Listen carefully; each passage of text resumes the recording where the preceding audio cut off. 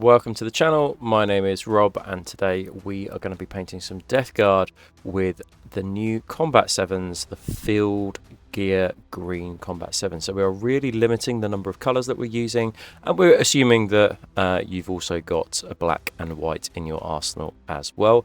As I say, we're going to be painting some Death Guard, and we're going to be going through battle damage. We're going to be doing kind of like rush streaks, all with these 7 paints as well. Big thank you to Crusader Games for sending me the new Maximus battle group box. I'll be doing a lot more tutorials for Horus Heresy and Space Marines over the coming months, and a lot more using these Combat 7s, using really limited kind of like colour palettes, but just to get you kick-started on army projects. And then it's up to you if you want to kind of add more colours into that. You know, the obvious choice here would be to add a brass into this mix for the Death Guard, but I thought I'd just keep things nice and simple, nice and straightforward for you guys today, and we're just going to use what is coming out of the box, but also black and white as well. So it's actually nine colours in total, but it just sounds better when I say 7. This is our finished model. I've gone for a kind of like an Isfan 5 Black Sands kind of vibe here. I'll talk about this a little bit later towards the end of the video. And as you can see, suitably battle worn, suitably battle damaged with chipping. We've got some washes used on this, and then we've got some kind of like grime or rust streaks using our colours as well. So without further ado, let's get started. So we're going to start with a white primer. It's just so much easier to build up kind of light colours over white primers. Obviously makes a lot of sense. And we're going to then use our Great Hall Grey, which is a really nice colour for our Death Guard plate. It's a colour that I think from memory I used for my Gerasene host, so I've used it a couple of times over the past couple of weeks, and yeah, it's a really nice colour. I think this would be described as a warm grey, but for Death Guard I think it works really nicely, and it will also shoot through the airbrush as well really nicely. So if you thin it right down, you could do your contemptors, you can do your tanks with this scheme as well. It'll look really nice. As I say though, just for this model, we're just applying this with a brush. No airbrushes in this tutorial today. Then for the stripe on his shield, I'm just going to mask this off slightly. You could do some cool stripe effects on the knee pads. I'd probably do that by hand rather than using masking tape, and then you could do some cool stripes on the shoulder pads as well, but I thought the shield would be a perfect place to do a nice stripe, and it's going to bring in our sponging as well. The shoulder pads though are just going to be painted with our first green colour, the darkest of the green colours that we've got in our Field Gear Green set. And then I did think about doing the trim in silver, but just went, let's just go, you know, all in green. You know, I think one way that you could do it as well actually is do it in silver and then hit it with a couple of washes of the strong tone, and that would kind of give a brass kind of look to the metallics. But ultimately, I'll leave it up to you guys if you want to add a brass colour into it. Now we're going to use our makeup sponges here, and the makeup sponges are perfect for creating this stripe. So I'm going to avoid using brush, and I'm just going to dab this on nice and gently over our kind of striped area. And then this is going to take a couple of coats to build up. I think actually both of these greens on the shoulder pads and on the shield took about 2 coats to get good decent coverage over it. Leave it to dry, and then once it has dried, we're then going to move on to the lighter of the green colours within our Field Gear Green set, and then we're going to hit our shoulder pads with our sponge at the top to create that kind of shadowed and light effect, nice contrast on the shoulder pads. Now there isn't a massive amount of differentiation, especially when this is all washed down, so you could go a step further. You could add some Great Hall Grey into the camouflage green, and then that would take you to a kind of a little bit of a lighter place as well. I didn't decide to do this. I just wanted kind of really to use a lot of the paint straight out of the pack. But certainly if you want a bit more contrast on those shoulder pads, then you can add some Great Hall Grey into the mix, just to step it up a notch. Next up, we are going to be using Strong Tone, but we are going to thin this right down with a little bit of War Paint Stabilizer.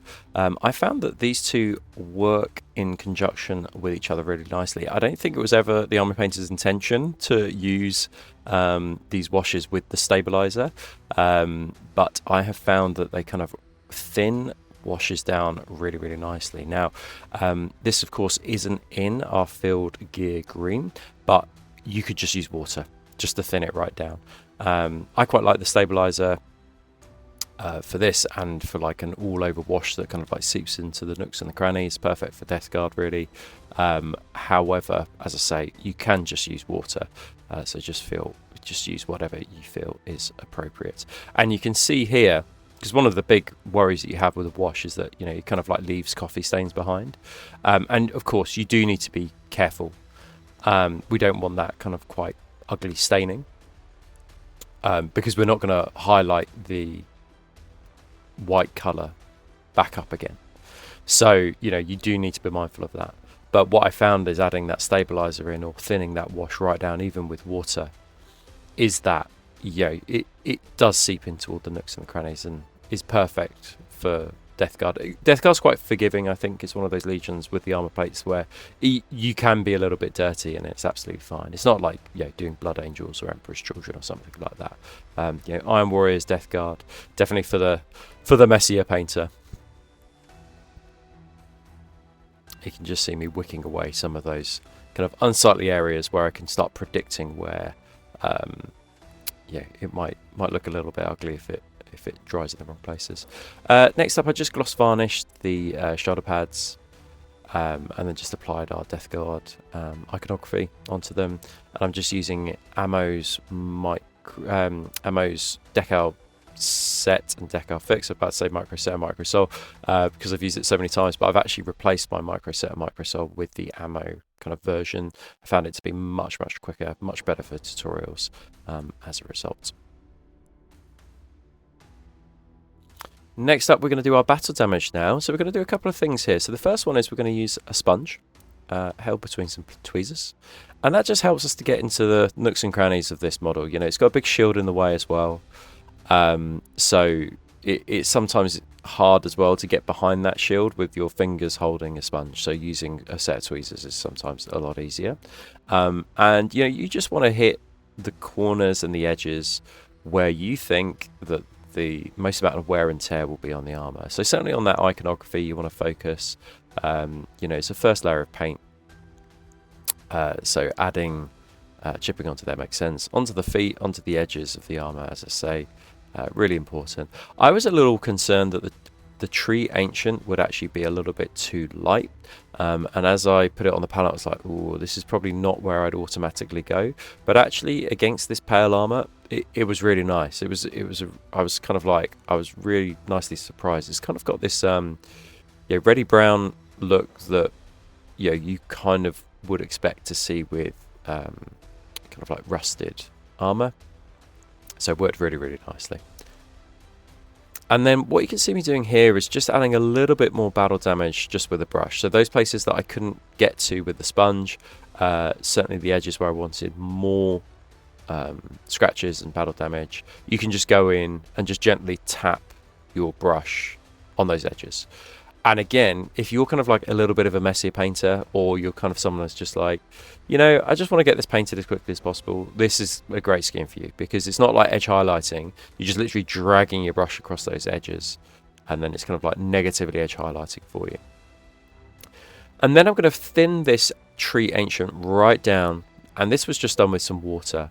And what you can see me doing here is just creating little streaks, little marks with our Tree Ancient on our plate. Now what's great about an ivory plate is that it shows up, all the battle damage shows up really nicely, even with these kind of like very subtle kind of effects. And now usually I would do this with oils, but you can see you can do it with acrylic paints just, you know, as normal, and the benefit is that it takes a fraction of the time to dry. You can be a little bit more precise with this, I think, as well. And yeah, it's a great color, really nice color, and I think it works really nicely. And yeah, if you want to expand this, you can always add a little bit more orange into Tree Ancient to give it an even more kind of like rusted vibe and rusted look. And you can vary those streaks across the armor. Like some can be like a darker rust color, some can be a lighter rust color. You know, there will be variation when it comes to kind of weathering. Right, next up we're going to use plate mail metal, which of course is our metal color within the Field Gear Green set, and then we're just going to use this as an all-over base coat. I think the temptation here might be to use a slightly darker metallic, but this works really nicely for our Death Guard, because we're going to knock it right back with some washes in a bit. It's been a really interesting challenge thinking about the Combat 7s, you know, planning ahead as well. Next month we're going to be focusing on some kind of purple colours, kind of a purple themed Combat 7. So that's going to be interesting, doing some Emperor's Children. Might try and squeeze a couple of schemes out of that one to come up with something that could be quite interesting. But yeah, we'll just have to wait and see. I've always got plans formulating and circulating.